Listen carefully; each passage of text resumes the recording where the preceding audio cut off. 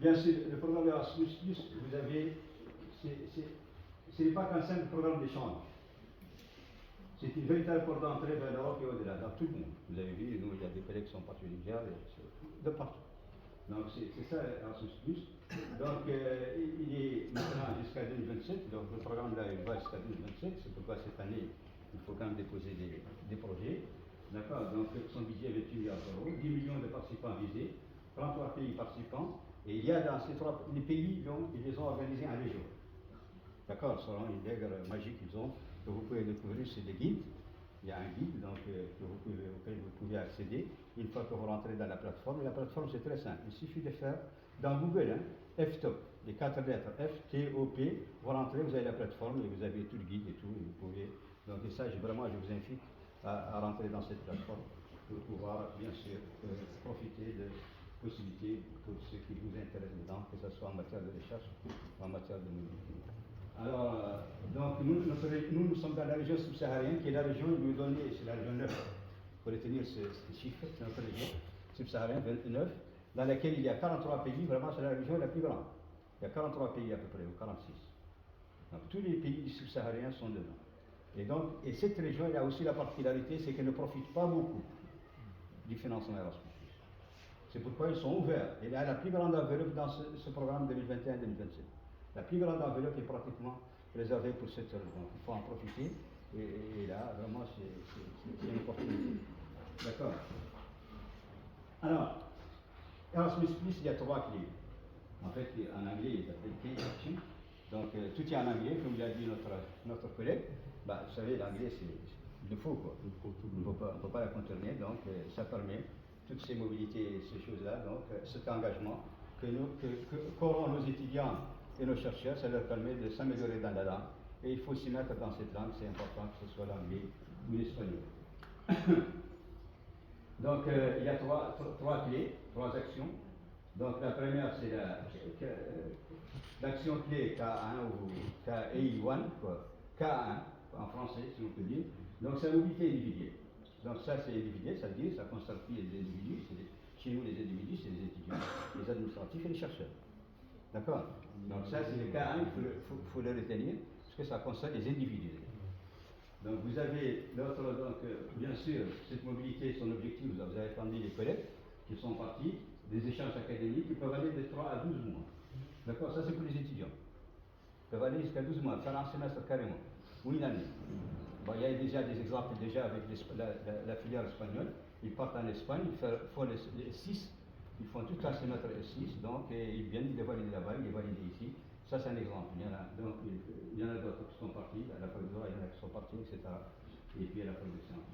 Ils peuvent faire aussi des stages à l'entreprise, d'accord, quelque part dans ce monde, au financement. Donc, pour côté financement, ils ont une allocation mensuelle, c'est-à-dire une bourse, quoi. Et puis, bien sûr, des frais de voyage.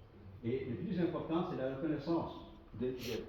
Puisqu'on est dans le système LMD et sa base, le principe du système LMD, c'est la capitalisation de l'effort, que ce soit des étudiants.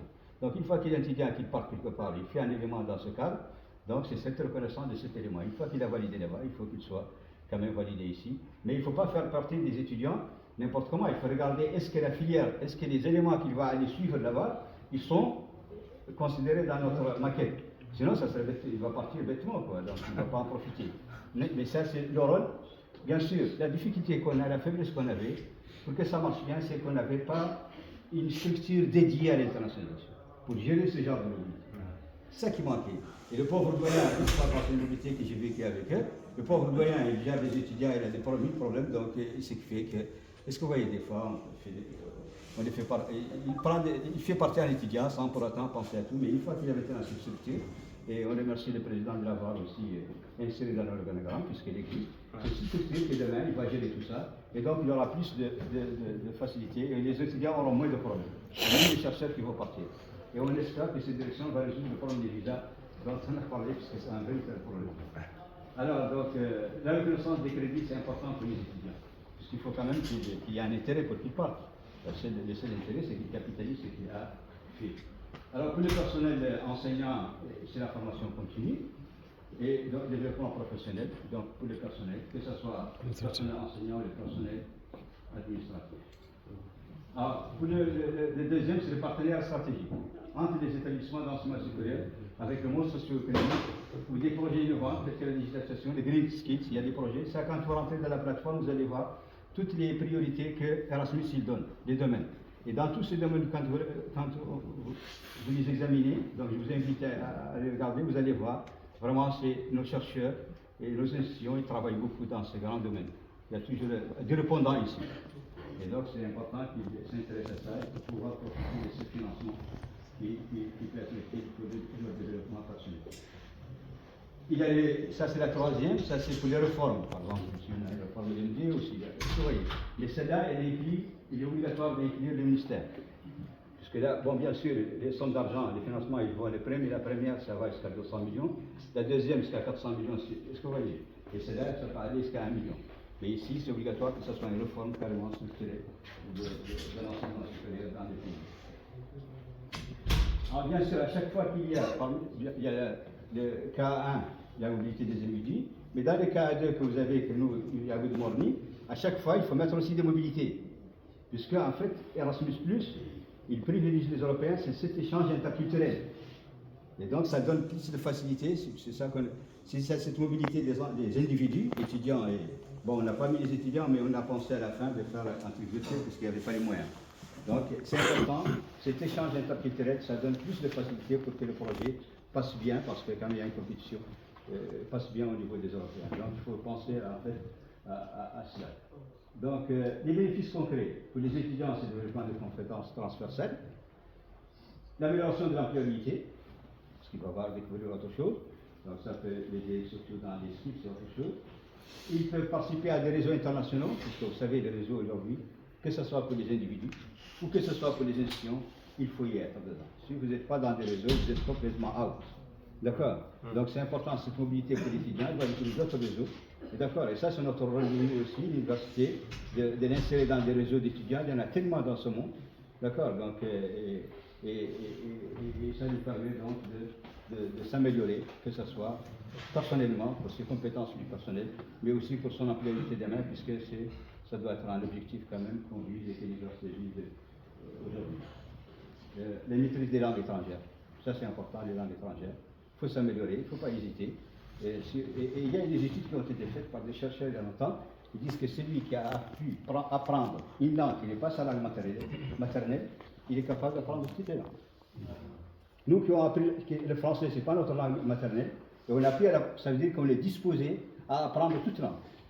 Donc, vous voyez, c'est le résultat d'une recherche qui a été faite depuis quelques années, et donc il faut s'y mettre. Surtout que l'anglais est incontournable. L'espagnol aussi, puisque l'université, je crois qu'il y a un centre ici maintenant, comment il s'appelle, avec les Espagnols, il y a de la formation. Il y a des plateformes qui sont faites. Il y a des outils ici qui permettent d'apprendre la langue. D'accord? Il faut en profiter. Des bénéfices concrets pour les chercheurs et enseignants. Donc, pour les étudiants, on vient de voir. Donc, pour les enseignants et chercheurs, collaboration scientifique internationale. Donc, vous avez vu, Senghori, il est parti. Il a pu, ça y est, donc, le collègue là-bas, il est parti, le juriste, il a pu de notre collègue. C'est ça qui convainc tous. Et ça donne plus de visibilité pour notre université. Et ça va l'aider à améliorer son ranking. Et là, vraiment, on remercie notre nouvelle équipe qui a pu insérer l'université. Maintenant, il est dans un ranking. Et pour une première fois, il a fait un bon. Je suis convaincu que c'est un effort déjà pas mal, déjà pour une première fois.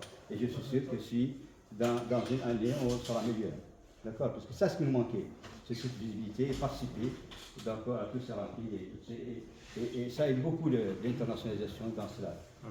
La mobilité des étudiants et des chercheurs, et aussi le renforcement des capacités ou des compétences ou des capacités de l'institution en tant qu'elle dans sa gestion administrative ou dans sa gestion de manière générale académique.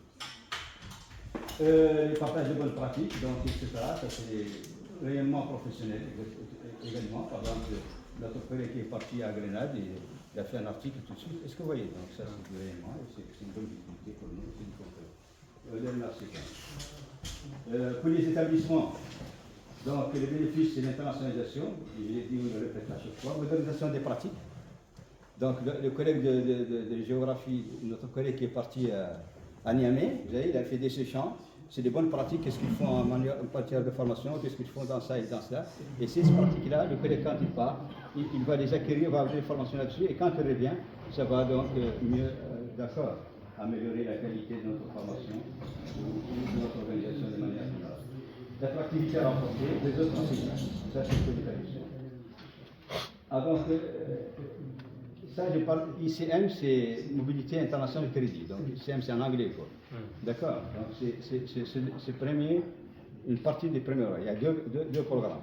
Il y a l'ICM, et le deuxième, c'est le renforcement des capacités, dont fait partie Good Morning. Donc, l'ICM, bien sûr, et on s'en félicite, l'Université de Nouakchott, depuis 2 ans, elle a pas mal de mobilité de crédit.